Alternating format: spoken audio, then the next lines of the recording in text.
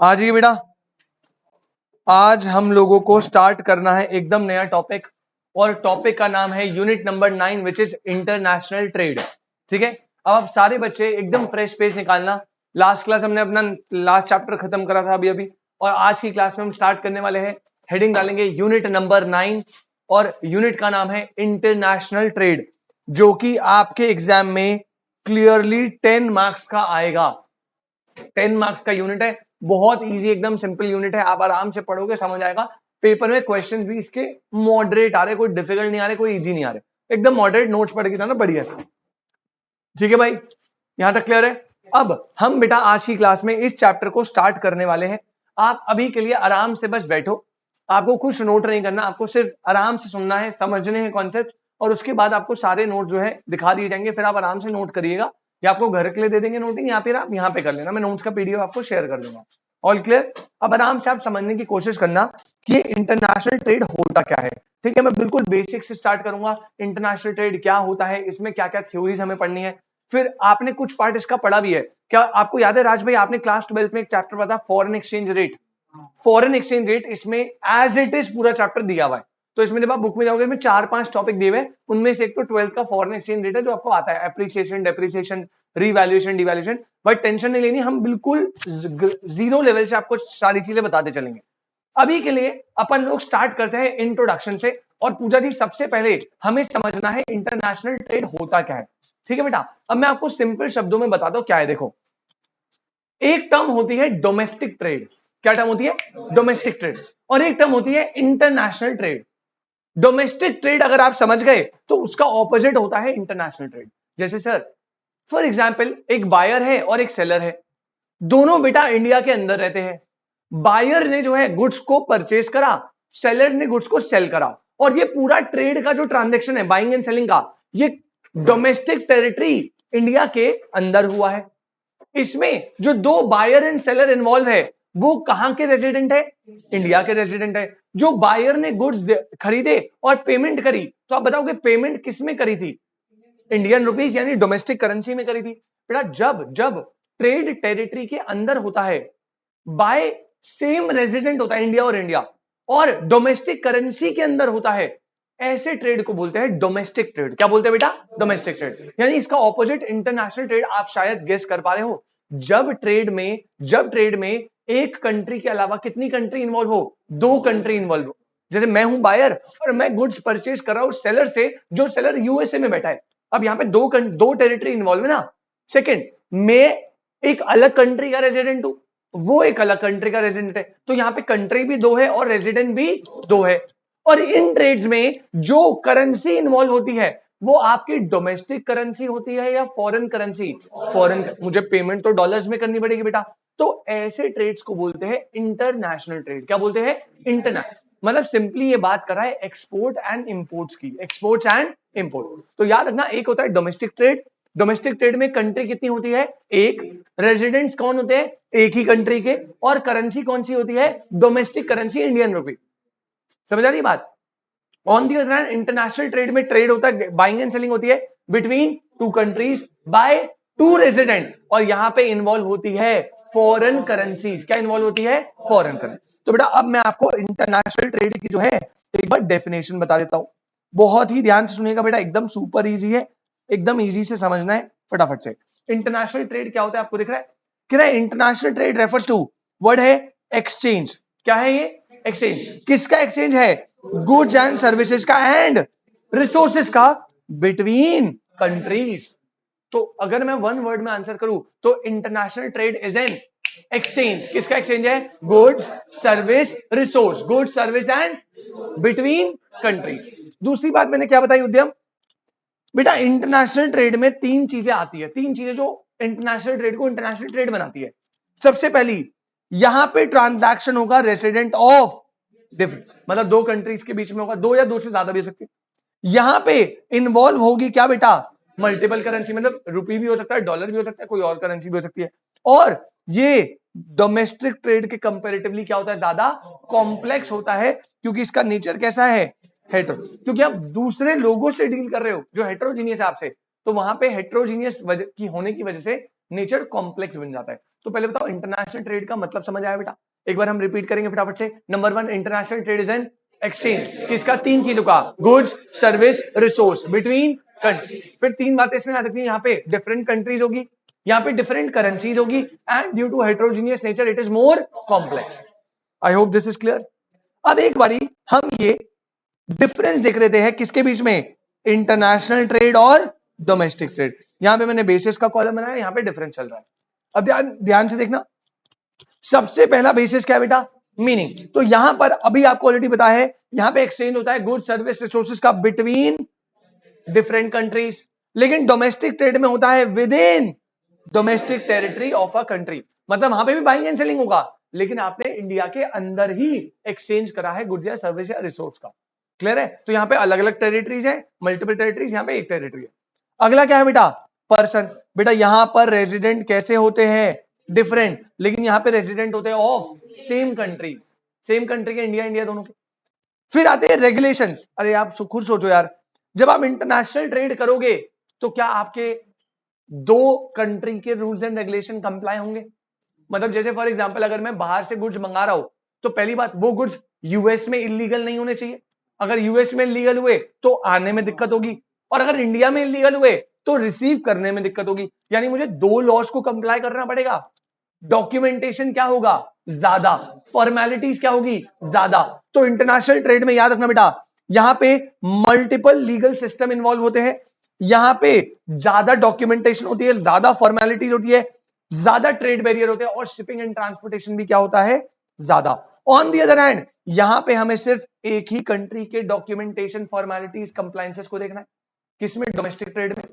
अब जैसे इंडिया में मैं ट्रेड कर रहा हूं इंडिया के बंदे से, तो मुझे तो बस इंडियन लॉज को कंप्लाई करना है ना, लेकिन इंटरनेशनल ट्रेड में इंडिया के भी करने हैं और यूएस के भी करने हैं। ठीक है, तो थर्ड पॉइंट हो गया रेगुलेशन, यहां पे ज्यादा होती है वहां पे कम होती है। फिर टैरिफ की बात करते हैं, टैक्स की। तो बेटा आपको याद होगा एक्सपोर्ट इंपोर्ट पे क्या लगता है? कस्टम ड्यूटीज लगती है। कौन सी ड्यूटी? लेकिन इंडिया में क्या लगता है? कौन सा डोमेस्टिक टैरिफ है? जीएसटी। तो इंडिया में जीएसटी लगता है जब आप गुड्स एंड सर्विस को परचेज सेल करते हो, लेकिन जब आप एक्सपोर्ट इंपोर्ट करोगे तो वहां पे कौन से टैरिफ लगते हैं? कस्टम ड्यूटीज लगती है। And finally there is currency. बेटा इंटरनेशनल ट्रेड में क्या होती है? 2 और मोर करेंसी, लेकिन डोमेस्टिक ट्रेड में क्या होती है? Only 1 currency. आप देख रहे हो कितना, हाँ नहीं नहीं जीएसटी तो कॉमन है ना दोनों में। इंटरनेशनल ट्रेड में अलग टैरिफ कौन सा है? कस्टम है ना। हाँ तू लिखना चाहे तू लिख ले भाई, कस्टम भी लगता है और डोमेस्टिक भी लगते हैं, लेकिन अलग पॉइंट तो कस्टम है ना, उसमें कस्टम नहीं लगता। क्लियर है भाई? ये सब आप देख लो, चैप्टर एकदम इजी है, फ्लो के साथ पढ़ना है बस। पहले हमने क्या पढ़ाया आपको? इंटरनेशनल ट्रेड क्या होता है, फिर मैंने आपको पढ़ाया इंटरनेशनल ट्रेड और डोमेस्टिक ट्रेड का डिफरेंस। इसके बाद बेटा मैं जाता हूं अगले टॉपिक पे, एंड अगला टॉपिक क्या है? Benefits advantages of international trade.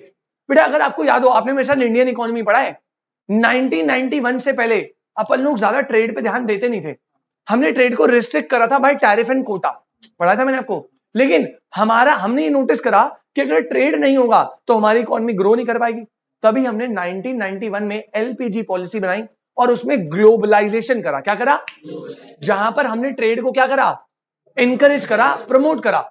आपको याद होगा हमने टैरिफ वैरिफ हटा दिए थे, कोटास तो बिल्कुल ही हटा दिए थे, इंपोर्ट ड्यूटीज को थोड़ा कम कर दिया था, है ना, लाइसेंसिंग वगैरह पढ़ा है आपने, आज टेस्ट भी है उसी चैप्टर का।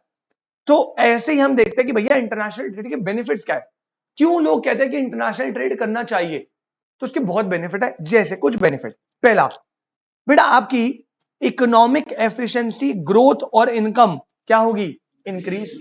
जैसे मैं अपनी बात करता हूं, अगर मान लीजिए बेटा मैं एक मैन्युफैक्चरर हूं और मेरे पास 10,000 यूनिट्स कैपेसिटी है प्रोड्यूस करने की। अब मैं इंडियन मार्केट में अपना प्रोडक्ट बेच रहा हूं, लेकिन राज इंडियन मार्केट में मैं 7,000 यूनिट्स ही बेच पाता हूं, क्योंकि इससे ज्यादा कस्टमर इंडियन मार्केट में है नहीं बेटा। तो मैं तो इनएफिशिएंटली वर्क कर रहा हूं ना, मेरी कैपेसिटी कितनी है? 10,000, प्रोड्यूस कितना कर रहा हूं? 7,000। तो क्या मैं एफिशिएंसी अचीव कर पाऊंगा? नहीं। लेकिन अब मैंने इंडिया के साथ साथ यूएस की मार्केट को टारगेट करा, क्या मैं वहां पे भी कस्टमर बनाऊंगा? वहां पे भी सामान बिकेगा, तो मेरी 7,000 यूनिट जो मैं बना रहा था, अब मैं कितनी बनाऊंगा? एफिशिएंसी बढ़ेगी। 10,000 लोगों को गुड्स बेचूंगा तो इनकम, और इनकम बढ़ेगी तो कंट्री की ग्रोथ भी बढ़ेगी। इंटरनेशनल ट्रेड से आपको एफिशिएंसी मिलती है, इनकम ज्यादा मिलती है और कंट्री की ग्रोथ होती है। ठीक है, तो ये कॉमन पॉइंट बता दिया मैंने, पहला। दूसरा, आप एफिशिएंट यूज कर पाओगे किसका? Productive resource. जैसे वो मशीन है जो बना सकती थी 10,000 लेकिन बन रही थी 7, क्योंकि इंडियन मार्केट में डिमांड इतनी थी। लेकिन जब मैं इंटरनेशनल ट्रेड करूंगा तो रचित भाई इंटरनेशनल ट्रेड में ज्यादा डिमांड आएगी, तो मैं अपनी प्रोडक्शन को भी क्या करूंगा, ज्यादा, यानी मैं अपना इंक्रीजिंग रिटर्न फ्लो फैक्टर को आगे बढ़ाऊंगा, प्रोडक्शन बढ़ेगा। समझ आ रही बात आपको? थर्ड पॉइंट बेटा, रिड्यूस हो जाते हैं चांसेस किसके, अगर हम इंटरनेशनल ट्रेड कर रहे हैं तो इंडिया में कोई मोनोपोली बनने के चांस रिड्यूस हो जाएंगे। मान लो इंडिया में हम इंटरनेशनल ट्रेड नहीं करते, एप्पल सैमसंग ऐसे फोन्स नहीं आते, तो इंडिया में एक ही ब्रांड थी, कौन सी, माइक्रोमैक्स। तो आप सब बेटा माइक्रोमैक्स के फोन चला रहे होते अभी, कैमरा एक नंबर, उसमें फिल्टर सेलेक्ट करे बिना ही फिल्टर लग जाता था, और क्लियरिटी भाई साहब टॉप नॉच। आप समझ पा रहे हो? और माइक्रोमैक्स की मोनोपोली बन जाती कैसे, क्योंकि हमारे पास कोई और ऑप्शन अवेलेबल नहीं था, क्योंकि कंट्री में तो इंटरनेशनल ट्रेड होते नहीं थे। लेकिन अगर इंटरनेशनल ट्रेड होते हैं तो बाहर के गुड्स इंडिया में आते हैं, जिससे एक बंदे की मोनोपोली बनने के चांस क्या हो जाते हैं, कम। और आपको याद है मोनोपोली तो नहीं बनने देनी ना हमें, अदरवाइज कस्टमर के लिए अच्छा नहीं होगा। तो इंटरनेशनल ट्रेड के 3 बेनिफिट बताए। पहला, एफिशिएंसी बढ़ेगी, ग्रोथ होगी, इनकम बढ़ेगी। दूसरा, रिसोर्सेज की एफिशिएंसी इंक्रीज होगी। तीसरा, मोनोपोली बनने के चांसेस क्या होंगे, क्योंकि बाहर के प्लेयर आएंगे, कंपटीशन इंकरेज होगा। चौथा बेटा, हमें एक्सेस मिलता है किसका, न्यू मार्केट एंड मटेरियल्स का। भाई हम लोग बाहर बेच पाएंगे तो नई मार्केट एक्सेस हो गई। अच्छा, हमें बाहर से हम गुड्स मंगवा पाएंगे तो हमें नए नए टाइप के रॉ मटेरियल मिल पाएंगे, तो एक्सेस मिलता है न्यू मार्केट्स का। और finally one of the best reason बेटा, automation, technological change, growth and innovation, research and development भी क्या होती है, इंप्रूव। जैसे मेट्रो सबसे बेस्ट एग्जांपल है। आपको बताऊंगा मेट्रो हमने जापान से पूरा टेक इंपोर्ट करा हुआ है, पूरा टेक इंपोर्ट करा हुआ है, यहां तक कि इंजीनियर्स भी जापान से ही आए थे इनिशियली पूरा इंस्टॉलेशन के लिए। तो अगर हम इंटरनेशनल ट्रेड नहीं करते तो क्या मेट्रो अभी यहां पर होती? तो टेक्नोलॉजिकल इनोवेशन भी किससे होती है, इंटरनेशनल ट्रेड से होती है। तो यहां पर हमारे ये वाले बेनिफिट होते हैं कंप्लीट। 3 पॉइंट बताए। नंबर 1 इंटरनेशनल ट्रेड का मीनिंग, नंबर 2 इंटरनेशनल ट्रेड और डोमेस्टिक ट्रेड का डिफरेंस, नंबर 3 इंटरनेशनल ट्रेड के एडवांटेज। लेकिन रचित भाई हर चीज के प्रोज होते हैं तो कॉन्स भी होते हैं। तो बेटा अब हम पढ़ने वाले हैं कि भैया लिमिटेशंस या डिसएडवांटेजेस क्या है किसकी, इंटरनेशनल ट्रेड की। तो बेटा देखो अब लिमिटेशन समझना। Limitation number 1, not equally beneficial for all nation due to unequal market access। क्या इंटरनेशनल ट्रेड का बेनिफिट हर कंट्री समान तरीके से उठा पाएगी? बेटा कुछ ऐसी कंट्रीज है, हो सकता है जिनके पास ना मार्केट एक्सेस करने के लिए सही ट्रांसपोर्टेशन नहीं है। जैसे हमारे पास इंडिया में प्लेन्स है, शिप्स है, हमारी चलते हैं। लेकिन कुछ ऐसी बहुत गरीब कंट्रीज है जिनके पास प्लेन एंड शिप्स इस तरीके से कार्गोज नहीं है कि वो इंटरनेशनल ट्रेड कर पाए। तो क्या उन्हें ट्रेड का बेनिफिट मिल पाएगा? तो पहला, ये सबके लिए इक्वली बेनिफिशियल नहीं होगा। दूसरा, जो अंडर प्रिविलेज गरीब कंट्रीज है, क्या क्या उन्हें पावरफुल कंपनीज डोमिनेट कर सकती है। जैसे फॉर एग्जांपल एक बहुत बड़ी कंपनी है, वो छोटी सी कंट्री में ट्रेड कर रही है, गुड्स भेज रही है, अब वो उन पे सोल डिपेंडेंस हो जाएगी ना। वो कंट्री कहेगी भाई हमें तो कोई भी गुड चाहिए, इस वाली कंपनी है, इस वाली कंट्री से कम लेना है। जैसे for example China and Pakistan को देख लो आप। अब चाइना इतनी ज्यादा लोन्स देता है तो पाकिस्तान की डिपेंडेंसी बन गई ना चाइना पे। अरे मैम बधाई हो, 1 मिनट रुकना मैम, आप भी आ जाओगे वरना वीडियो। हाँ जी इधर आओ। लिमिटेशन में ही आ गया पहला, not equally beneficial for all nation. दूसरा, जो गरीब कंट्रीज है क्या वो बड़े बड़े कॉर्पोरेशन से डोमिनेट हो जाएगी, है ना, वल्नरेबल होगी। अगला बेटा, इन्वायरमेंटल डैमेज भी तो होगा। सर कैसे? बेटा मैं अपनी कंट्री के लिए बना रहा था तो मैं 10,000 यूनिट बनाता, प्रोडक्शन में इन्वायरमेंटल डैमेज होता, थोड़ा होता। लेकिन मैं अपने साथ साथ यूएस के लिए भी बना रहा हूं तो प्रोडक्शन क्या होगी, ज्यादा। प्रोडक्शन ज्यादा होगी तो मैं रिसोर्सेज एक्सट्रैक्शन क्या करूंगा, तो पहला रिसोर्स कम होंगे, और दूसरा जब मैं प्रोडक्शन करूंगा तो वेस्ट भी प्रोड्यूस क्या होगा, ज्यादा, क्योंकि मैं दोनों के लिए बना रहा हूं। तो इंटरनेशनल ट्रेड जो कंट्री करती है तो प्रोडक्शन ज्यादा करती है, जिससे इन्वायरमेंटल डैमेज भी क्या होता है, ज्यादा होता है। अगला, रैपिड रिसोर्स डिप्लीशन, ये भी अभी मैंने बता दिया। अपने लिए बनाता 10,000 यूनिट बनाता, उसके लिए रिसोर्स निकालने पड़ते 10,000। अब दोनों के लिए बना रहा हूं 20,000, तो रिसोर्स कितने निकालूंगा, तो मेरी कंट्री के जो रिसोर्सेज है, नेचुरल रिसोर्सेज भी क्या होंगे, जल्दी तेजी से एग्जॉस्ट होंगे। ये एक प्रॉब्लम है बेटा। कई बार इकोनॉमिक क्राइसिस या trade cycle in one country can quickly spread to another. अगर आपको याद हो तो मैंने आपको बिजनेस साइकिल में एक पॉइंट पढ़ा था, contagious and international in nature. Feature of business cycle point number 7 था ये, कंटेजियस एंड। अब समझो क्या होता है बिजनेस साइकिल। आपको पता है ना, कंट्री टू कंट्री ट्रांसमिट करते हैं, वो तब करते हैं जब कंट्रीज के बीच में ट्रेड होता है। मान लो फॉर एग्जांपल मेरा और पाकिस्तान, हमारी कंट्री और पाकिस्तान का कोई ट्रेड नहीं है, हमारा तो कोई ट्रेड ही नहीं होता। अब अगर पाकिस्तान में रिसेशन आएगा तो क्या मुझे उससे इंपैक्ट पड़ेगा, क्योंकि ट्रेड नहीं है ना। लेकिन मेरा और रशिया का, इंडिया, इतना घटिया इंसान है ना, इतना घटिया। अबे ऑयल इंपोर्ट की बात करो, घटिया इंसान। सोची, तभी तो देश आगे नहीं बढ़ पा रहा हमारा इन जैसे लोगों की वजह से। बेटा मेरा नहीं, इंडिया और रशिया का, मैं अपना नहीं, इंडिया और रशिया का। आपको पता है ट्रेड बहुत ज्यादा होता है, तुझे कैसे पता? हाँ, आपको पता है हमारी पूरी ऑयल का पूरा ऑयल इंपोर्ट ऑलमोस्ट रशिया से आता है, राइट। अब अगर रशिया में रिसेशन आ गया तो क्या इंडिया इफेक्ट होगा? तगड़े तरीके से इफेक्ट होगा, क्योंकि इंटरनेशनल ट्रेड। तो याद रखना, अगर इंटरनेशनल ट्रेड होता है ना तो बिजनेस साइकिल में रिसेशन से दूसरी कंट्री में भी क्या आ जाएगा? रिसेशन आ जाएगा। लेकिन अगर इंटरनेशनल ट्रेड नहीं होता तो ये प्रॉब्लम नहीं आती ना, क्योंकि हमें तो फर्क ही नहीं पड़ता कोई। और फाइनली याद रखना बेटा, यहां पे क्या हो जाती है? Lack of trans. अब देखो यार, क्योंकि इंटरनेशनल ट्रेड है तो अब तो खैर नहीं होता, क्योंकि अब ऑर्गेनाइजेशन आपने पढ़ा होगा WTO, जो पूरे ट्रेड को ऑर्गेनाइज करता है, सुपरवाइज करता है। लेकिन पहले, आज से पहले जब WTO नहीं होता था, गैट नहीं होता था, अब मान लो मैंने यूएस से इंपोर्ट करवा ली गुड्स, गुड्स आ गए, पेमेंट नहीं करी, तो वो कुछ कर लेगा मेरा? क्योंकि भैया यहां पर दो कंट्रीज, आप क्या करोगे? गुड्स ऑर्डर आ गए, पेमेंट नहीं करी, प्रॉब्लम है। पेमेंट एडवांस में कर दी, गुड्स ही नहीं छोड़ रहे आपके लिए, वो भी एक प्रॉब्लम है। क्योंकि दो कंट्रीज है, ट्रेड इंटरनेशनल हो रहा है, तो थोड़ी ट्रांसपेरेंसी, ट्रस्ट, ये सब क्या होता है? कम होता है। प्रॉब्लम है ये वाली। समझ आ गई बात? तो मैंने आपको 4 हेडिंग एकदम सिंपल कराई। एक बार मैं कंक्लूड कर रहा हूं वापस से। सबसे पहले मैंने आपको टॉपिक पढ़ाया विच इज इंटरनेशनल ट्रेड का मीनिंग। फिर मैंने आपको पढ़ाया international trade versus domestic trade. उसके बाद मैंने आपको पढ़ाया इंटरनेशनल ट्रेड के एडवांटेजेस, और उसके बाद मैंने पढ़ाया इंटरनेशनल ट्रेड के डिसएडवांटेज। ये सब कंक्लूड हुआ बेटा 110%। किसी को कोई दिक्कत? अब देखो चैप्टर एकदम मक्खन की तरह चल रहा है, पूरा चैप्टर ही ऐसे है। और पेपर के क्वेश्चन देखोगे तो आपको और हंसी आएगी। बढ़िया है, मतलब 10 में से 6 या 7 क्वेश्चन तो बहुत ईजी होंगे। थोड़े क्वेश्चन है जो अभी थ्योरी स्टार्ट होगी, वहां से थोड़ा बहुत कॉम्प्लिकेशन कभी होगा, बट आप क्वेश्चन प्रैक्टिस करके जाओगे तो वो भी नहीं होगा। चलिए, ऑनलाइन वाले बच्चे बेटा, सार्थक, छवि, मानसी, यहां तक कोई दिक्कत या कोई परेशानी तो बताएंगे। All clear? जल्दी बोलो बेटा, फटाफट से।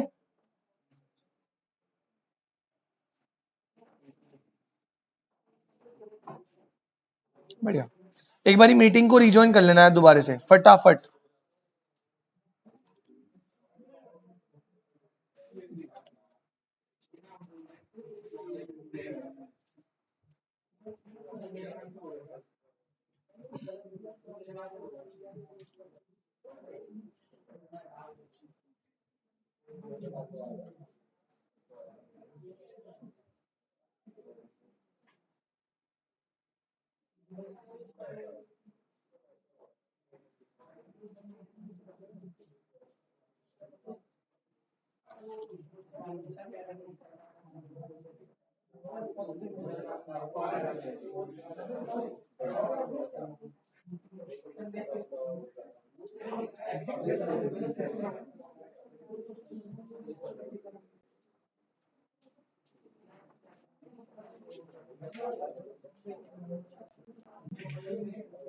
चलो जी, अब इधर आओ, इधर आओ, इधर आओ फटाफट से बेटा। अब हमारी जो आखिरी हेडिंग है, इंटरनेशनल ट्रेड में ना 4-5 चैप्टर्स है, जब आप बुक में देखोगे। तो अभी मैं पहले चैप्टर करा रहा हूँ, इंट्रोडक्शन वाला। अरे भाई साहब, एक मिनट, रुक जा रुक जा रुक जा, बस बहुत हो गया, अब ज्यादा ही हंसी मजाक हो गया, अब थोड़ा सा फोकस। सरांश भाई, हमारा जो टॉपिक है बेटा, वो ये टॉपिक जो है बेटा, ये है वेरी वेरी वेरी इंपॉर्टेंट। मतलब अब इसमें जितने वेरी लगा उतना कम है, क्योंकि मैं आपको पहले बता रहा हूं, इसमें से क्वेश्चन 100% आएगा, कम से कम 2, कम से कम मिनिमम 2 क्वेश्चन तो है ही।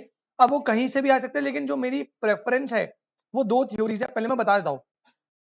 क्या आपने मेरे साथ मनी मार्केट पढ़ा था? मनी मार्केट अभी अभी हमने थोड़े टाइम पहले पढ़ा है। आपको पता है मनी मार्केट के पहले चैप्टर में ही थ्योरीज थी, डिमांड फॉर मनी क्यों होती है उसकी थ्योरीज थी ना। अब वहां पे पहली थ्योरी थी क्यूटीएम, फिर थी कैम्ब्रिज, फिर थी केंजियन। पहले क्या थी? Transaction motive, transaction plus precaution motive, transaction precaution speculative motive, और फिर कुछ न्यू पोस्ट केंजियन थ्योरीज भी थी, इन्वेंट्री, बेमल, टॉबिन, ये सब। बेटा सेम जैसी थ्योरीज हमने वहां पढ़ी थी, अब यहां पर वही थ्योरीज आ रही है, लेकिन यहां पर ये इंपॉर्टेंट थ्योरीज है किसके लिए? फॉर इंटरनेशनल ट्रेड के लिए। 5 लोगों ने 5 थ्योरीज दी है। थ्योरी पढ़ने के रूल्स याद है? पहला, ये थ्योरी अभी की है, बहुत पुरानी, तो ये माइंडसेट उस पहले का था, वैसे तरीके से बनी हुई है। दूसरा, क्या हमें इन थ्योरीज को किसी को जज करना है? नहीं सर ये सही है, ये गलत है, ये तो सर ऐसे नहीं होता। बेटा आपको मैं नहीं बता रहा, आपसे ना मैं पूछ रहा हूं कि सही है क्या गलत है, मैं आपको बता रहा हूं इस बंदे ने इस थ्योरी में अपना क्या पॉइंट ऑफ व्यू दिया। वो बस एक पॉइंट ऑफ व्यू है, ऐसा हो सकता है, प्रैक्टिकली ऐसा होता है या नहीं होता वो मैं आपसे नहीं पूछ रहा। उस बंदे ने बस इतना बताया कि ऐसा हो सकता है, इंटरनेशनल ट्रेड ऐसे हो अब हर कंट्री इंटरनेशनल ट्रेड ऐसे ही करे, कैसा जरूरी है? नहीं। समझ आ रही है बात? तो प्लीज अपने जजमेंट्स, अपने ओपिनियन अपने पास रखिएगा। जिस बंदे ने जो पर्सपेक्टिव, जो पॉइंट ऑफ व्यू दिया आपको सिर्फ वो पढ़ना है। आई hope this is clear. 5 theories है इंटरनेशनल ट्रेड की। जैसे मनी मार्केट से वहां थ्योरी से पक्का क्वेश्चन आएगा, ऐसे मैं आपको गारंटी दे रहा हूं बेटा, यहां से आप 2 क्वेश्चन एमसीक्यू एक्सपेक्ट करके चलना, आएंगे। अब थ्योरी बता दो 5। सबसे पहली है बेटा मर्केंटलिस्ट थ्योरी। सबसे पहली कौन सी थ्योरी थी?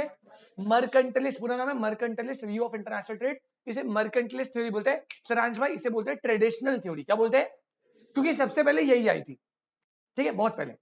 इसके बाद आती है थ्योरी ऑफ एब्सोल्यूट एडवांटेज, और इसी के बाद अगली आती है थ्योरी ऑफ, बेटा पेपर में इन्हीं दोनों में से गारंटेड क्वेश्चन है। बाकी तीनों में से आ गए तो आ गए, लेकिन जिसमें से पक्का क्वेश्चन आना है बेटा वो यही 2 थ्योरीज है, पहला एब्सोल्यूट एडवांटेज और दूसरा कंपैरेटिव एडवांटेज। तो पहला मर्केंटलिस्ट थ्योरी हो गई ट्रेडिशनल, फिर होगी एब्सोल्यूट, फिर हो गई कंपैरेटिव। उसके बाद अगली आती है बेटा हेक्सर-ओलियन थ्योरी। क्या नाम है? हेक्सर-ओलियन थ्योरी। ये भी एक थोड़ी नॉर्मल सी बात करती है, वो देख लेंगे। और finally there is NTT which is new trade theory. 5 theories आपको पढ़नी है। सबसे ज्यादा इंपॉर्टेंट कौन सी है? एब्सोल्यूट एडवांटेज, और पक्का पेपर में क्वेश्चन गारंटेड है, मैं लिख के दे रहा हूं। ढंग से पढ़ के जाना, क्वेश्चन ढंग से प्रैक्टिस करके जाना। क्वेश्चन का लेवल इतना कुछ नहीं है, बहुत इजी क्वेश्चन है, बेसिक मैथ्स वाले क्वेश्चन होंगे, लेकिन आप देख के कर लोगे आराम से, ठीक है। आपने थ्योरी पढ़ी तो हो जाएगा। स्टार्ट करूं? सबसे पहले थ्योरी कौन सी आती है? मर्क। अब ये एकदम घटिया बात है, एकदम ऐसी बात है, आप मैं क्या बताऊं इसमें आपको। ये इतनी इतनी बेसिक थ्योरी है, इतनी बेसिक थ्योरी है। ये पता क्या बोलता है? ये कहता है इंटरनेशनल ट्रेड का बहुत ज्यादा बेनिफिट है। मर्केंटलिस्ट व्यू क्या कहता है? इंटरनेशनल ट्रेड की बहुत ज्यादा क्या है, लेकिन किस कंट्री के लिए बेनिफिट है? इंटरनेशनल ट्रेड उस कंट्री के लिए बेनिफिट है जो एक्सपोर्ट करती है ज्यादा और इंपोर्ट करती है कम। ये आपने बचपन में बात पढ़ी हुई है कि कंट्री एक्सपोर्ट क्या करनी चाहिए? ज्यादा, और इंपोर्ट क्या करनी चाहिए? ऑल्दो ट्रेडिशनल थ्योरी सबसे पुरानी थ्योरी है, लेकिन ये भी आजकल सबसे प्रैक्टिकल थ्योरीज में से एक है। आजकल भी इकोनॉमी में यही व्यू चलता है। मोदी भी मेक इन इंडिया में क्या बोल रहे हैं कि भाई इंपोर्ट्स को कम करो और एक्सपोर्ट्स को ज्यादा करो। मर्केंटलिस्ट व्यू ने बोला एक वर्ड में रचित, पहला, इंटरनेशनल ट्रेड तभी बेनिफिशियल है जिस कंट्री में इंपोर्ट कम और एक्सपोर्ट ज्यादा है। तो क्या मैं बोलूं वहां पे एक्सपोर्ट सरप्लस होना चाहिए, कंट्री में एक्सपोर्ट? क्या मैं इसे बोल सकता हूं कंट्री का बीओपी फेवरेबल होना चाहिए? आपको याद है बीओपी क्या होता था? Balance of payment. बेटा बीओपी होता है उद्यम, जो ना एक अकाउंट होता है जो रिकॉर्ड करता है सारे फॉरेन ट्रांजैक्शंस, कितना डॉलर आया, कितना डॉलर, उस अकाउंट को बीओपी बोलते हैं, बैलेंस ऑफ पेमेंट। अब अगर आपने एक्सपोर्ट ज्यादा करे हैं तो डॉलर ज्यादा आया, इंपोर्ट कम है तो डॉलर कम गया, यानी बीओपी फेवरेबल निकला। बीओपी किस में निकला? आपके पास डॉलर आएगा या जाएगा? नेट में आएगा, क्योंकि आया ज्यादा गया कम, तो नेट में तो आया ना ज्यादा। तो इस व्यू ने बोला नंबर 1 एक्सपोर्ट ज्यादा होना चाहिए, इंपोर्ट कम। नंबर 2 एक्सपोर्ट हमेशा सरप्लस में होना चाहिए। नंबर 3 बीओपी हमेशा फेवरेबल। अगर ये तीनों कंडीशन, ये तीनों चीजें हैं तो उस कंट्री के लिए इंटरनेशनल ट्रेड हमेशा क्या है, बेनिफिशियल। बस इसे बोलते हैं मर्केंटाइलिस्ट व्यू। पढ़ा दूं क्या फटाफट से, आ जाओ इधर। मैंने बोला था बहुत इजी आपके लिए, एकदम क्लीन नोट्स, डेट वेट जो भी डेटा याद रखना। पहला थ्योरी मर्केंटाइलिस्ट व्यू, ठीक है। पुष्कर भाई पहली कौन सी है, मर्केंटाइलिस्ट व्यू। बेटा mercantilism was an economic policy in, कहां की पॉलिसी है, और वो भी कब की, 16 टू 18 सेंचुरी की पॉलिसी है। अब इसमें होता क्या था, it involve government controls of industry and trade aiming to maintain surplus of over. ये कहता था कि भैया ट्रेड गवर्नमेंट कंट्रोल करेगी और गवर्नमेंट इंश्योर करेगी कि एक्सपोर्ट हमेशा सरप्लस में हो ओवर इंपोर्ट्स, इंपोर्ट कम और एक्सपोर्ट ज्यादा। पूजा जी क्लियर है, यही बताया था। अगली बात, मर्केंटाइलिस्ट बिलीव दैट एक नेशन की पावर तभी है जब उसका एक्सपोर्ट किसमें है, सरप्लस। कह रहा पावरफुल नेशन वही होगा जिसका एक्सपोर्ट सरप्लस में होगा। Next, mercantilism emphasised aggressive export policies to accumulate wealth and achieve favorable BOP। मर्केंटाइलिज्म कहता है कि भैया एग्रेसिव एक्सपोर्ट करो ताकि आपकी वेल्थ डॉलर आए और आपका बीओपी हमेशा किसमें हो, फेवरेबल। उस अकाउंट में डॉलर कम जमा होना चाहिए, निकलना नहीं चाहिए, तभी आपको बढ़िया रहेगा।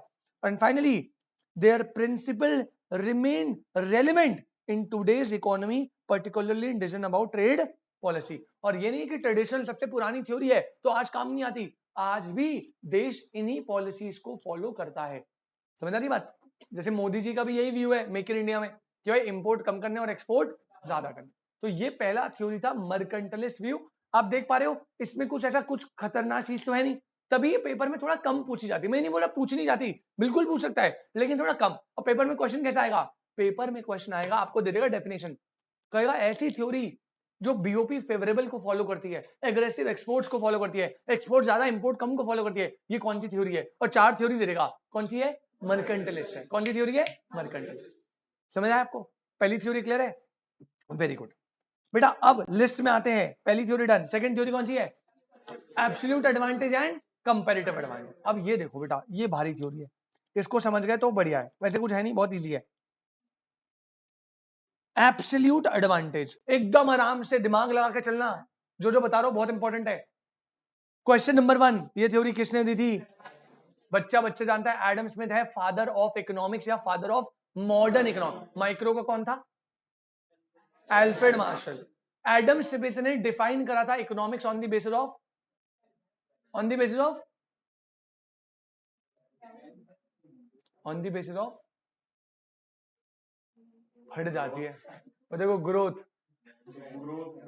कोई कॉन्फिडेंस ही नहीं है कि on the basis of wealth, on the basis of. इन्होंने पहली बुक लिखी थी मॉडर्न इकोनॉमिक्स में, बुक का नाम क्या था, द वेल्थ ऑफ नेशन। कब लिखी थी, और यही दोनों ऑप्शन होंगे, फिर जो वही इन 71। ठीक है बेटा, बढ़िया प्रिपरेशन, सही है, सही है, सही है। नाइस, चल रही है, लग रहा है पढ़ रहे हो तगड़ाई कुछ।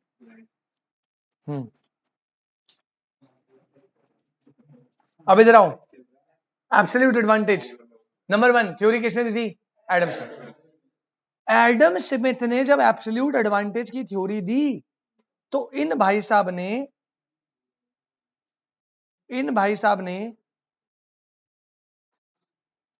पहले तो दे दी अजम्पशन।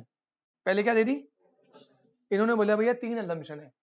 कितनी अजम्पशन है, पेपर में इससे क्वेश्चन बन जाता है। अजम्पशन क्या थी, एब्सोल्यूट एडवांटेज। थ्योरी क्या होती है बाद में पढ़ाऊंगा, पहले अजम्पशन याद रखो। नंबर 1, कंट्री कितनी होगी, इनके हिसाब से ट्रेड 2 कंट्री, क्या ट्रेड 2 कंट्री के बीच में होता है, 2 से ज्यादा, 2 से ज्यादा नहीं होता है। लेकिन उनका नहीं भाई, मेरे थ्योरी में तो पूरे वर्ल्ड में 2 ही कंट्री है बस, उनमें ट्रेड हो रहा है। दूसरा, 2 कंट्री के बीच में कितनी कमोडिटी का ट्रेड होगा, 2 ही कमोडिटी। क्या ट्रेड 2 कमोडिटी का होता है या ज्यादा, अरे 50 कमोडिटी का ट्रेड कर लो भाई। इन्होंने बोला 2 कंट्री होगी और वो 2 कमोडिटी ट्रेड कर रही होंगी, ये अजम्पशन है। और तीसरी और सबसे इंपॉर्टेंट अजम्पशन, इन्होंने बोला अब जब आप कंट्री, ये कंट्री भी 2 कंट्री है, वो व्हीट और राइस 2 गुड्स बना रही है, 2 कंट्री 2 गुड्स। अब व्हीट और राइस प्रोड्यूस करने के लिए फैक्टर्स चाहिए ना, कितने फैक्टर्स ऑफ प्रोडक्शन होते हैं, 4। कौन कौन से, लैंड, लेबर, कैपिटल एंड। इन्होंने बोला सिर्फ एक ही फैक्टर होता है लेबर। मैं अपनी थ्योरी में सिर्फ एक ही फैक्टर कंसीडर करूंगा, लेबर। मतलब मैं लैंड कैपिटल इंटरनल कुछ नहीं मानूंगा, मैं क्या मानूंगा, सिर्फ लेबर से ही गुड्स प्रोड्यूस होता है। समझ आया? तो पेपर में क्वेश्चन आएगा, labour is the sole input, labour is the, ये असम्पशन किस थ्योरी में थी? एब्सोल्यूट।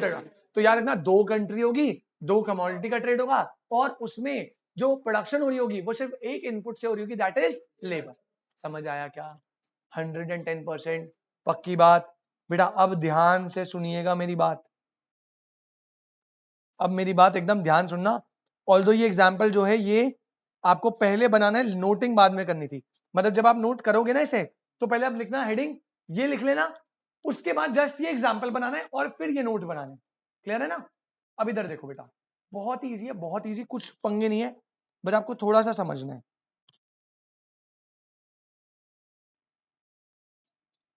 एक मिनट अगर आपने फोकस से देख लिया तो आपको अपने आप समझ आ जाएगा, आपको कैसे नकली थ्योरी एकदम। बेटा एडम स्मिथ के हिसाब से कंट्रीज कितनी होंगी, कमोडिटीज भी कितनी होंगी? दो। तो मैं वही एग्जाम्पल को लेके चलता हूं बेटा। बेटा मान लीजिए ये है कंट्री ए, ये है कंट्री बी, दो कंट्री है, और ये कमोडिटी बना रही है पूजा जी क्या, wheat and cloth, wheat and Harshit, दो कंट्री दो कमोडिटी। अब मैं इनकी एफिशिएंसी आपको बताता हूं। राज बेटा कंट्री ए जो है ना, कंट्री ए वो व्हीट बनाती है 10 kg पर लेबर आवर, क्योंकि labour is the sole input ना। मतलब कंट्री ए में अगर लेबर 1 घंटा काम करता है तो 1 घंटे में लेबर 10 kg व्हीट उगा देता है। On the other hand country B में it is just 7 kg per labour hour. ये बात समझ आती है बेटा? मतलब 1 घंटे में कंट्री ए में 10 kg उगेगा, 1 घंटे में कंट्री बी में 7 kg। अच्छा क्लोथ में देखते हैं, कंट्री ए का लेबर 1 घंटे में 50 मीटर क्लोथ प्रोड्यूस करता है, और रचित कंट्री बी में 1 घंटे में लेबर 70 मीटर क्लोथ प्रोड्यूस करता है। बेटा डेटा क्लियर है? ये क्वेश्चन आपको दिया होगा, डेटा बेटा पूरा दिया होगा। अब आपको बस ये समझना है कि एडम स्मिथ ने बोला क्या। इतनी इजी बात बोली, मैं आपको बताऊंगा, आप हंसोगे। मुझे दिशांत तू एक बात बता बेटा, सबसे पहले मैं वीट की बात करता हूं, वीट की। बेटा कंट्री ए पर लेबर आवर में कितना प्रोड्यूस कर रही है, कंट्री बी कितना कर रही है? तो क्या कोई मुझे बताएगा कि इन दोनों में से ज्यादा एफिशिएंट इन प्रोड्यूसिंग व्हीट कौन है? कंट्री ए। सर वो 3 kg per hour extra produce कर रही है। बस इसी चीज को बोलते हैं एब्सोल्यूट एडवांटेज। क्या बोलते हैं? दोनों में कंट्री में व्हीट को प्रोड्यूस करने में एब्सोल्यूट एडवांटेज किस कंट्री के पास है? ए के पास। तो मैं यहां पे ए के ऊपर लिख दूं कि country A has absolute advantage in producing what? Wheat. किसी को कोई दिक्कत? पक्की बात? अच्छा हर्षित यहां तक क्लियर है? बेटा एक बार क्लोथ में देख, एक बार क्लोथ में, क्लोथ में कंट्री ए पर लेबर आवर और कंट्री बी, तो दोनों में से ज्यादा एफिशिएंट कौन है? कंट्री बी, क्योंकि वो 1 घंटे में 20 मीटर एक्स्ट्रा प्रोड्यूस कर रहा है। उदन क्लियर है बेटा? तो कोई बताएगा मुझे क्लोथ में, क्लोथ को प्रोड्यूस करने में किसकी एब्सोल्यूट एडवांटेज है? कंट्री बी की एडवांटेज है। कंट्री बी में लिख दूं, country B has absolute advantage in producing. क्या आप एब्सोल्यूट एडवांटेज गेस करना समझ पा रहे हो ना? एब्सोल्यूट एडवांटेज कब आती है? जब आप सेम लेबर आवर में दूसरी कंट्री से ज्यादा प्रोड्यूस कर रहे हो, तो आपकी एब्सोल्यूट एडवांटेज है। बेटा ए की एब्सोल्यूट एडवांटेज कहां पर है? जल्दी बोलो। व्हीट पे। बी की एब्सोल्यूट एडवांटेज कहां पर है? अब एडम स्मिथ ने क्या बोला? थ्योरी ऑफ एब्सोल्यूट एडवांटेज बोलती है कि भैया स्टेप नंबर 1, सारी अजम्पशन का ध्यान रखना, दो कंट्री दो commodity, labour is the sole input. अब एडम स्मिथ ने बोला अगर कंट्री ए का कमोडिटी ए में एब्सोल्यूट एडवांटेज है और कंट्री बी का कमोडिटी बी में एब्सोल्यूट एडवांटेज है, तो इससे अच्छी कोई चीज ही नहीं है। सर क्यों? एडम स्मिथ ने बोला अबे भैया एक काम करो ना, कंट्री ए तू सिर्फ क्या बना? वीट। तू क्लोथ छेड़ी मत, तू सिर्फ वीट बना। वीट बनाते रहे पूरा लेबर वीट में डाल दे। और कंट्री भी तू क्या बनाएगी, क्लोथ। तू पूरा लेबर क्लोथ में डालेगी को और कुछ नहीं बनाना। वो कहेगा मुझे वीट भी खाना है, अबे वीट बोला ना नहीं बनाना, तेरी एब्सोल्यूट एडवांटेज क्लोथ में, तो तू क्लोथ बनाएगा बस। और बाद में आप दोनों कमोडिटीज का ट्रेड कर लो। क्या कर लो? अब आप लॉजिकली सोचो ना, लॉजिकली क्या है, अगर मेरी एफिशिएंसी, जैसे फॉर एग्जांपल मैं और पुष्कर दोनों दोस्त है, मेरे को लॉ पढ़ना बड़ा पसंद है बेटा, मैं लॉ बहुत जल्दी रिटेन कर लेता हूं, बहुत जल्दी समझ लेता हूं, बहुत अच्छे से समझा सकता हूं बेटा। इसको मैथ्स पढ़ना बहुत पसंद है। शक्ल देख के हंसी आ गई मुझे, बंदा चेंज करना पड़ेगा, कह रहा है इसको मान लो मैथ्स पढ़ना बड़ा पसंद है, ये भाई मैथ्स में भाई लगा रहा था क्वेश्चन करते करते। अब देखो, अगर मैं अपना टाइम मैथ्स समझने में लगाऊं ना, तो मैंने देखा मेरी ना एफिशिएंसी बड़ी बेकार है खुद से समझने में। खुद से समझने बैठूंगा ना तो एक चैप्टर 5 घंटे में होगा, लेकिन अगर ये मुझे समझाएगा तो एक चैप्टर 1 घंटे में होगा। तो मैं क्या करूंगा, मैं बोलूंगा भाई देख एक काम करता हूं, मैं पूरे दिन लॉ पढ़ूंगा, सिर्फ लॉ, तू पूरे दिन मैथ्स पढ़ियो, और अगले दिन पूरे दिन में जो तूने पढ़ा 2 घंटे में मुझे समझा दियो, और जो मैंने पढ़ा मैं तुझे 2 घंटे में समझा दूंगा। अगर एक खुद से लॉ पढ़ेगा इसे पूरा दिन एक और लगेगा, तो मैथ्स और लॉ पढ़ने में से 2 दिन लगेंगे, मुझे भी 2 दिन लगेंगे। लेकिन अगर हम ये एफिशिएंसी अचीव करेंगे, तो मैंने पूरी लॉ पढ़ी एक दिन में, और अगले दिन मैथ्स पढ़ने में कितना टाइम लगाया, 2 घंटे, क्योंकि इसने मेरी हेल्प करी। तो मेरे टेक्निकली बाकी रेस्ट ऑफ द टाइम तो बच गया ना। सेम इसी कॉन्सेप्ट पे बेस होता है एब्सोल्यूट एडवांटेज का कॉन्सेप्ट। बेटा क्या आपको ये वाली चीज समझ आ रही है? तो यहां पर वो कह रहा है कि कंट्री ए तेरी एब्सोल्यूट एडवांटेज किस में है, वीट में। तो एक काम कर, तू एक्सक्लूसिवली सिर्फ क्या बनाएगी, वीट बनाएगी, और वीट को क्या करेगी, एक्सपोर्ट। और कंट्री बी तेरा एब्सोल्यूट एडवांटेज किस में है, क्लोथ में। तो टेक्निकली कंट्री ए तू इससे क्लोथ को क्या कर लियो, इंपोर्ट। मैं ए के पर्सपेक्टिव से बता रहा हूं, ए के पर्सपेक्टिव से कंट्री ए वीट को एक्सपोर्ट करेगा और क्लोथ को इंपोर्ट, कंट्री बी वीट को इंपोर्ट करेगा और क्लोथ को एक्सपोर्ट। समझ आया क्या? इसे बोलते हैं एब्सोल्यूट एडवांटेज। अब पेपर में क्वेश्चन क्या आएगा, तुम्हें डेटा दिया होगा, डेटा दिया है, कहेगा कौन सी कंट्री का वीट में एब्सोल्यूट एडवांटेज है, कौन सी कंट्री का क्लोथ में एब्सोल्यूट एडवांटेज है, कौन सी कंट्री को क्लोथ इंपोर्ट करना चाहिए, ए को क्लोथ इंपोर्ट करना चाहिए, इंपोर्ट ए। कौन सी कंट्री को क्लोथ एक्सपोर्ट करना चाहिए, कौन सी कंट्री को वीट एक्सपोर्ट करना चाहिए, कौन सी कंट्री को वीट इंपोर्ट करना चाहिए। ऐसे क्वेश्चन बन सकते, समझ आएगा? तो एकदम सिंपल है, बस आप ये निकाल लेना डेटा, बस इसमें कन्वर्ट हो सकता है आपको ना थोड़ा डेटा लगता है इससे दिया हो, जैसे थोड़ा फॉर्म चेंज कर दे, तो उसकी यूनिट हमेशा याद रखना, समथिंग केजी पर लेबर आवर। आपको डेटा किसमें चाहिए, पर लेबर आवर। पर लेबर आवर में पहले निकालना, फिर जज होगा। अगर आपको डेटा पर, आपको बोला कि ना 10 केजी प्रोड्यूस करता है 2 घंटे में, वहां पे दिया होगा 5 केजी प्रोड्यूस करता है 3 घंटे में, तो वो तो ये 2 घंटे में कर रहा है 3 घंटे में, क्या कंपेयर हो पाएगा? तो आपको इसका भी पर आवर निकालना पड़ेगा, इसका भी पर आवर, उसको कंपेयर करके फिर एब्सोल्यूट एडवांटेज निकालनी है। कहीं आप सीधा नंबर पे चले गए। लॉजिक समझ आ रहा है? लेकिन इस पूरी थ्योरी का सबसे बड़ा डिसएडवांटेज सुन लो, एडम स्मिथ ने जब ये थ्योरी दी, तो अशरफ भाई इसका सबसे बड़ा डिसएडवांटेज पता क्या है? एक बात बताओ, अगर कोई कंट्री है ए जिसकी वीट प्रोड्यूस करने में क्या थी, एब्सोल्यूट एडवांटेज, कंट्री ए की ही क्लोथ में भी एब्सोल्यूट एडवांटेज है। समझ पा रहे हो प्रॉब्लम? देखो कंट्री ए ये रही, कंट्री बी ये रही, ये वीट है ये क्लोथ है, ये प्रोड्यूस करता है 10 केजी पर लेबर आवर, ये कितना कर रहा था 7 केजी पर लेबर आवर। अब ये बना रहा है 50 मीटर्स पर लेबर आवर, और ये बना रहा है 30 मीटर्स पर ले। कोई बच्चा बताएगा वीट में एब्सोल्यूट एडवांटेज किसकी है, एक, क्लोथ में किसकी है? क्या कंट्री ए अब ट्रेड करेगा बी के साथ? एब्सोल्यूट एडवांटेज की सबसे बड़ी प्रॉब्लम क्या है इस थ्योरी के हिसाब से, अगर किसी कंट्री के पास दोनों कमोडिटी की एब्सोल्यूट एडवांटेज है, तो दूसरी कंट्री से वो ट्रेड करना पसंद, तो एडम स्मिथ ने बोला तब ट्रेड नहीं होगा, तब ट्रेड नहीं होगा। ये पेपर में आ जाएगा कि if a country has absolute advantage in producing both the goods, then the trade is not possible. ये कॉन्सेप्ट किस थ्योरी में दिया था, एब्सोल्यूट एडवांटेज। इसने तब तो ट्रेड हो ही नहीं सकता, क्योंकि कंट्री कहेगी भाई मैं क्यों तुझसे ट्रेड करूं, मेरा क्या फायदा, मैं तो दोनों चीजें तेरे से बेहतर बना सकती हूँ। समझ आ रही है बात आपको? तो ये वाली बात हो गई। अब चलो फटाफट से देखते हैं, जब आप नोट करोगे प्लीज, जब आप नोट करोगे सबसे पहले तो आप इसकी असम्पशन नोट करेंगे नंबर 1, ठीक है? फिर नंबर 2 आप इसमें क्या नोट करेंगे, ये वाला एग्जाम्पल नोट करेंगे अच्छे से, और जब ये एग्जाम्पल हो गया तो मैं आपको फटाफट से पॉइंट बता देता हूं, आपने ऑलरेडी देख लिया। सबसे पहले बेटा, Adam Smith considered as the father of economics, introduce करते हैं द कॉन्सेप्ट ऑफ, इन्होंने दिया था, 1 मार्कर में आ सकता है।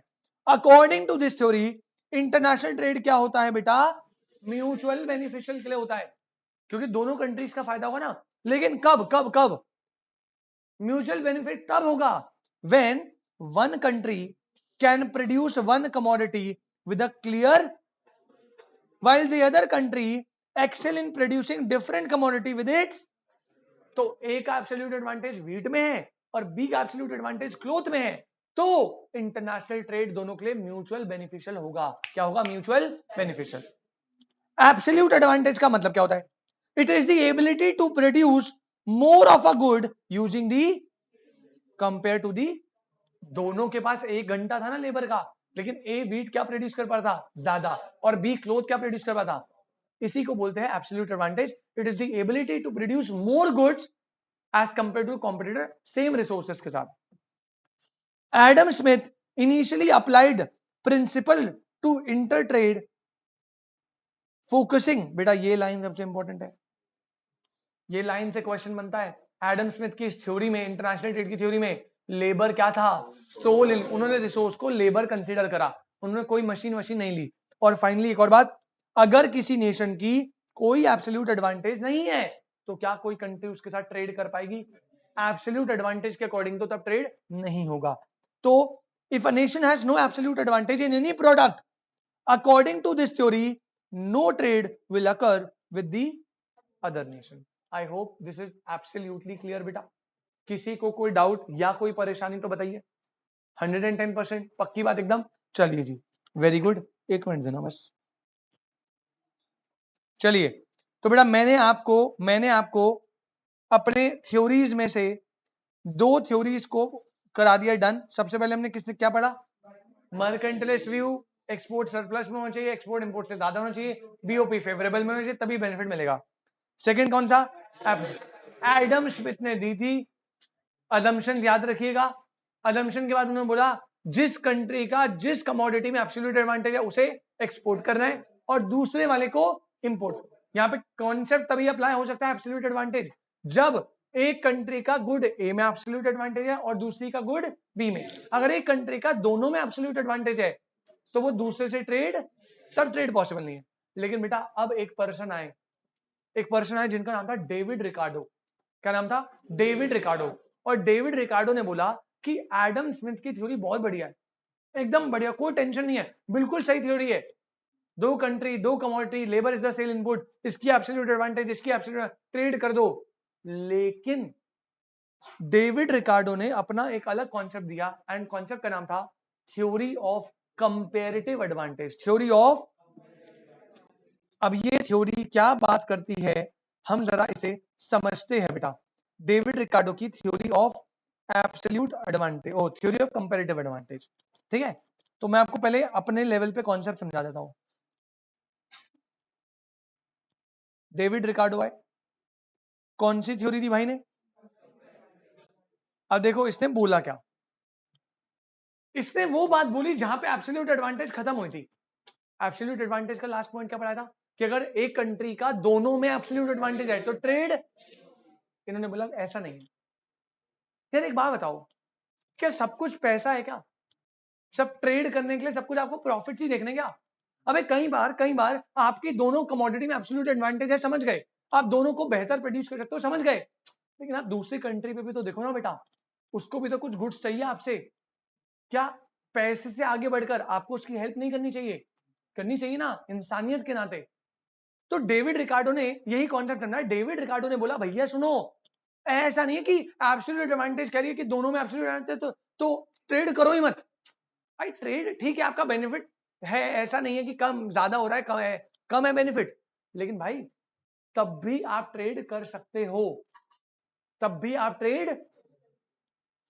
अब क्वेश्चन आता है कि चलो सर ठीक है, हमने इंसानियत के नाते बोला ट्रेड करते हैं, डेविड रिकार्डो ने करो। क्वेश्चन आता है कि किसका ट्रेड करें?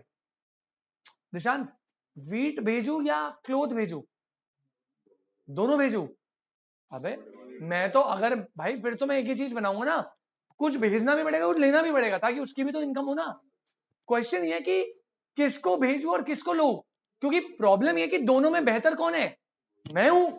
तो मैं कैसे डिसाइड करूं कि मैं वीट को एक्सपोर्ट करके क्लोथ इंपोर्ट करूं या क्लोथ को एक्सपोर्ट करके वीट। आप प्रॉब्लम समझ पा रहे हो। डेविड रिकार्डो ने बोला आपकी दोनों में एब्सोल्यूट एडवांटेज है, लेकिन आपको सामने वाली पार्टी के लिए ट्रेड करना पड़ेगा। ठीक है, अब क्वेश्चन ये आता है कि दोनों में से किसका कैसे ट्रेड होगा, और इसी प्रॉब्लम को रिजॉल्व कराती है कंपैरेटिव एडवांटेज। तो याद रखना पूजा जी, कंपैरेटिव एडवांटेज लगती कब है, जब कंट्री ए की दोनों गुड में एब्सोल्यूट एडवांटेज है, तब एब्सोल्यूट एडवांटेज तो लग नहीं सकती, तब कौन सी थ्योरी लगती है, कंपैरेटिव एडवांटेज। अब जैसे मैं आपको लिए एग्जांपल क्रिएट करता हूं, ठीक है, देखो बेटा ये है हमारी कंट्री ए और ये है हमारी कंट्री बी। दो कंट्री है, दो कमोडिटी, वीट है और क्लोथ है, करेक्ट है बेटा, ठीक है, डेटा उल्टा कर दिया मैंने। ये उगाती थी कितना 10 kg पर लेबर आवर, ये उगाती थी 7 kg पर लेबर आवर। फिर यहां पे कितना मीटर था 50 70 था, मैं उल्टा कर रहा हूं। ये क्लोथ ले रही है 70 मीटर पर लेबर आवर, 50 मीटर पर लेबर आवर। अब आप मुझे बताओ वीट में एब्सोल्यूट एडवांटेज किसकी, ए की, क्लोथ में एब्सोल्यूट एडवांटेज किसकी, तो दोनों की एब्सोल्यूट एडवांटेज ए में ही है। अब ए क्या एब्सोल्यूट एडवांटेज थ्योरी के अकॉर्डिंग, एडम स्मिथ के अकॉर्डिंग ट्रेड करेगा, नहीं, एडम स्मिथ ने तो बोला ट्रेड मत कर, लेकिन डेविड रिकार्डो ने नहीं, ट्रेड कर ले, इसको देख के ट्रेड कर ले। अब कंट्री ने बोला चलो ठीक है डेविड रिकार्डो आपने बोला ट्रेड कर ले, मैं ट्रेड कर लेता हूं, बट द क्वेश्चन इज मैं ट्रेड किसका एक्सपोर्ट करूं और किसका इंपोर्ट करूं। अब ये मेन टास्क आ गया बेटा, अगर आपकी दोनों कमोडिटी में एब्सोल्यूट एडवांटेज है, स्टिल आप कंपैरेटिव एडवांटेज थ्योरी के हिसाब से ट्रेड करना चाहते हो, तो डेविड रिकार्डो ने बोला आप उस चीज का ट्रेड करो या उस चीज को एक्सपोर्ट करो जिसमें आपकी कंपैरेटिव एडवांटेज है। क्या है, एब्सोल्यूट एडवांटेज तो दोनों में है। अब ये कैलकुलेट करो कि कंपैरेटिव एडवांटेज किसमें। आपको सर कंपैरेटिव एडवांटेज कैसे निकलेगा, आप सुनो, मान के चलना कंट्री बी को भूल जाओ, कंट्री बी का आपको कुछ काम ही नहीं है, आपको कंट्री ए का काम है। कंट्री ए में 1 घंटे का लेबर चार्ज है 100 रुपीज। अगर लेबर 1 घंटा काम, लेट कर रहा हूं ठीक है, 1 घंटा काम करता है तो 1 घंटे के उसको कितने रुपए मिलते हैं, 100 रुपए। अच्छा अब मुझे एक बात बताओ, कंट्री में अगर मैं वीट की बात करूं, वीट की, तो कोई मुझे बताएगा 1 घंटे में हम कितना वीट प्रोड्यूस करते हैं, 10 kg, कोई दिक्कत। अच्छा 1 घंटे के चार्जेस कितने हैं, तो क्या मैं बोल सकता हूं कि मैं 100 रुपए लेबर को दूंगा तो मुझे 10 kg वीट प्रोड्यूस होगा। यानी क्या मैं बोल सकता हूं कि 1 kg वीट प्रोड्यूस करने की कॉस्टिंग कितनी है, 10 रुपए। बेटा क्या आपको ये कैलकुलेशन समझ आई, कोई ऐसा बच्चा जिसको कोई डाउट। मैंने लेट करा 1 घंटे के पैसे 100 रुपए है, अब वीट प्रोड्यूस करने के लिए मुझे 1 घंटे के 100 रुपए लगते हैं, जिसमें मैं 10 kg वीट प्रोड्यूस करता हूं, तो अगर 10 kg के लिए 100 रुपीज तो 1 kg के लिए 10 रुपीज। सेम बेटा कंट्री ए में, कंट्री ए में ही कौन सी कमोडिटी है, क्लोथ। अब देखो क्लोथ में 1 घंटे में मैं कितना क्लोथ प्रोड्यूस करता हूं, 70 मीटर। 1 घंटे की कॉस्ट कितना यूनिट, 70 मीटर। तो अगर 100 रुपए में 70 मीटर है तो 1 मीटर को प्रोड्यूस करने की कॉस्ट 100 डिवाइडेड बाय 70, कितना, कैलकुलेट करना, कैलकुलेटर से कैलकुलेट कर दो, 1.4 रुपीज पर मीटर। 1.4 रुपए लगते हैं पर मीटर, तो 70 मीटर के 100 रुपए लग गए। किसी को कोई दिक्कत, किसी को कोई डाउट, तो 1 मीटर के कितने हो गए 1.4 रुपीज। किसी को कोई डाउट, यानी कंट्री ए देख, तो कंट्री बी के अकॉर्डिंगली तो दोनों बेहतर प्रोड्यूस करता है, लेकिन अगर मैं कंट्री ए का इंटरनल कंपैरिजन करूं, इंटरनल, तो क्या आप मुझे बताओगे किसमें प्रोडक्शन की कॉस्ट कम लग रही है, क्लोथ में। वहां पे 1 kg 10 रुपीज में प्रोड्यूस हो रहा है और यहां पे 1 मीटर 1.4 रुपीज में। पर एक प्रॉब्लम है, रचित का क्वेश्चन ये है कि सर ये तो थोड़ा गलत कंपैरिजन नहीं हो गया, वो केजी में है ये मीटर में है, सर हमने तो पढ़ा था यूनिट सेम नहीं है तो कैसे कम। बेटा यहाँ पर ना ये अजम्पशन है कि आप यूनिट्स को अवॉइड करोगे, यूनिट्स को क्या करोगे, अदरवाइज ये कंपैरिजन हो नहीं पाएगा। भाई देखो ना, वीट का स्टैंडर्ड यूनिट क्या है, केजी, क्लोथ का स्टैंडर्ड यूनिट क्या है, तो दोनों की मैंने 1 स्टैंडर्ड यूनिट ही ली है ना। अब अगर मैं 1 kg ऑफ वीट उगाता हूं तो मुझे 10 रुपए का पड़ता है, 1 मीटर ऑफ क्लोथ के लिए मुझे 1.4 रुपीज देने। तो आप बताओ कि दोनों में से, दोनों बी के कंपेरेटिवली मैं बेहतर बनाता हूं, लेकिन मेरे में से मैं कम कॉस्ट में दोनों में से क्या बनाता हूं, क्लोथ। तो कंपेरेटिव एडवांटेज ने बोला क्लोथ बना के एक्सपोर्ट कर और वीट को इंपोर्ट कर। This is the concept of comparative advantage. क्या आपको ये बात समझ आई? फिर से रिपीट कराओ, जब आपकी दोनों में एब्सोल्यूट एडवांटेज हो तो एडम स्मिथ की एब्सोल्यूट एडवांटेज थ्योरी से आप ट्रेड नहीं कर सकते, तब पिक्चर में कौन आता है, कंपेरेटिव एडवांटेज। कंपेरेटिव एडवांटेज ने बोला कि माना कंट्री के पास दोनों की एब्सोल्यूट एडवांटेज है, लेकिन अब कंट्री ये फाइंड कर कि दोनों में से तेरी कंपेरेटिव एडवांटेज किसमें। सर कंपेरेटिव एडवांटेज बेटा दोनों की पर यूनिट की कॉस्ट निकाल लो, जिसमें पर यूनिट कॉस्ट कम आ रही है मतलब वहां पे आपकी एफिशिएंसी ज्यादा है प्रोडक्शन की, तो उसको आप क्या करिए, बना के एक्सपोर्ट, और जो बच गया उसको आप क्या करिए, इंपोर्ट। That's it. इसे बोलते हैं theory of comparative advantage given by David Ricardo. किसी को कोई डाउट, किसी को कोई परेशानी? बढ़िया। तो ये एग्जांपल आप पूरा नोट कर लीजिएगा, वैसे मैंने नोट्स में ही यहाँ पे बना दिया, देख रहे हो। कंट्री ए का एब्सोल्यूट एडवांटेज है, कंट्री बी का नो एब्सोल्यूट एडवांटेज। फिर ए ने पर लेबर आवर की 10 कॉस्ट निकाली, दोनों में से कर लिया, और जब पता लग गया मुझे क्या एक्सपोर्ट करना है, क्लोथ, और वीट को क्या करना है, इंपोर्ट। That's it. इसे बोलते हैं कंपेरेटिव। फटाफट से देखना एक बार। सबसे पहले कौन था बेटा बंदा, David Ricardo introduce the concept of, he argued that trade is determined by comparative cost of producing goods, not। तो पेपर में क्वेश्चन आ सकता है कि ट्रेड एब्सोल्यूट कॉस्ट पे होता है, ये किसने बोला था, एडम स्मिथ। एब्सोल्यूट कॉस्ट पे होता है Adam Smith. Trade comparative cost में होगा, नॉट एब्सोल्यूट कॉस्ट, किसने बोला, डेविड रिकार्ड। इसने बोला भाई कंपैरेटिव कॉस्ट मेजर करेंगे, एब्सोल्यूट नहीं। अ कंट्री में be productive in all goods but still benefits from trade by focusing on its comparative। एक कंट्री दोनों में बेहतर हो सकती है, लेकिन स्टिल उसमें आप कैलकुलेट करो कि दोनों में कंपैरेटिव एडवांटेज किसमें है, उसके अकॉर्डिंगली आप प्रोडक्शन करो, तो उससे भी आपको बेनिफिट मिल सकता है। और finally comparative advantage entails exporting products where a country's absolute advantage greatest and import products जहां पे उसकी absolute advantage क्या होती है, relatively।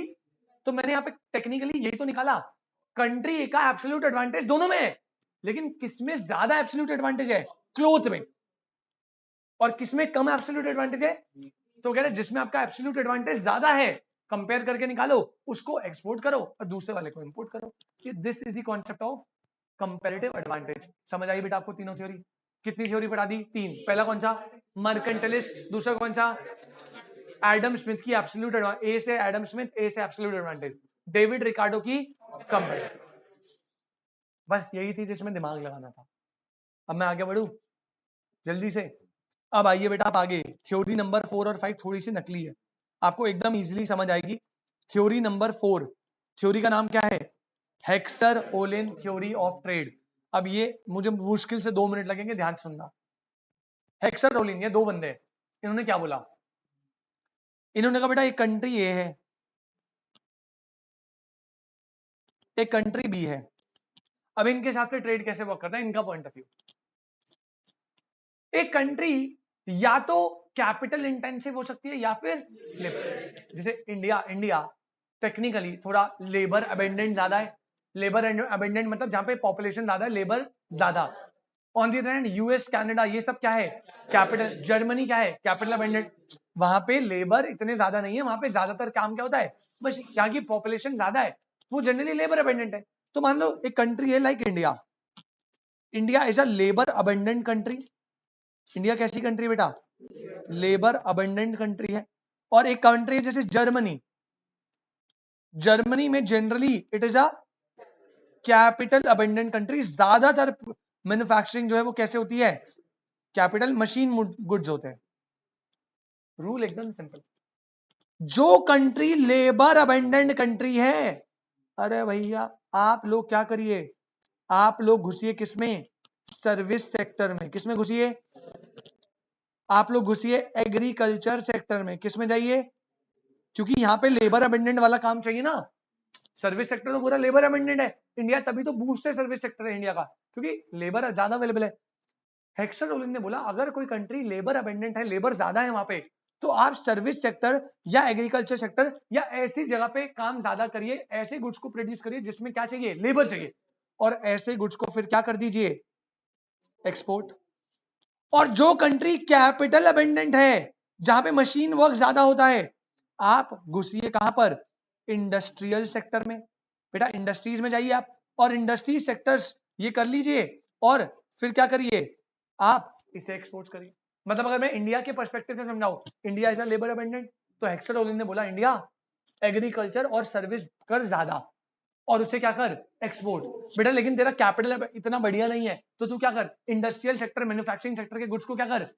बेस्ट एग्जांपल बताऊं? बेटा इंडिया में कार इंडस्ट्री को ले लीजिए आप। इंडिया की जो कार इंडस्ट्री है, आप समझो कार इंडस्ट्री में वोल्क्सवैगन, टोयोटा, होंडा, होंडई, ये इंडिया की ब्रांड्स नहीं है, राइट? टोयोटा, टोयोटा का एग्जांपल है। टोयोटा एक जर्मन कंपनी है, best in the world. German cars बहुत, बीएमडब्ल्यू जर्मन कंपनी है, best cars in the world. उनसे अच्छी कार्स कोई नहीं बना सकता, कोई मेल ही नहीं है। टाटा महिंद्रा है, ठीक है, चल रहे हैं, लेकिन कोई मैच नहीं है इंजन टेक्नोलॉजी में, ठीक है? वो हमने टैक्सेस बढ़ा बढ़ा के इतना कर रखा है कि हम उसे अफोर्ड नहीं कर पा रहे। टोयोटा की फॉर्च्यूनर है ना, कितने की गाड़ी है? फॉर्च्यूनर लेजेंडर 50 लाख की है ऑन रोड। आपको पता है उसकी एक्चुअल कॉस्ट कितनी है? 20 से 22 लाख रुपए मैक्सिमम। 20 लाख के बाद जो 30 लाख का गैप है, वो सिर्फ टैक्सेस है जो हम गवर्नमेंट को पे कर रहे, टोयोटा को पे नहीं कर रहे। एक फॉर्च्यूनर जब बिकती है, 50,000 रुपए टोयोटा कमाता है, और 23 लाख रुपए सरकार कमाती है, ठीक है ना?